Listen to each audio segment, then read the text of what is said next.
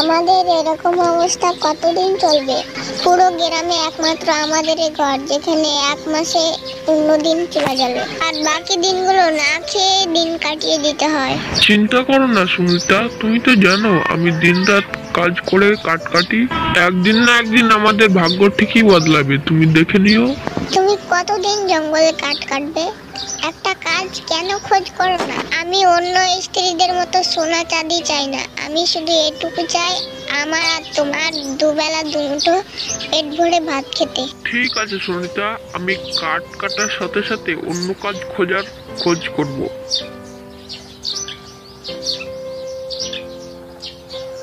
ঘরে কেউ আছো বাচ্চা? ঘরে কেউ আছো? হ্যাঁ আছি, কে আপনি?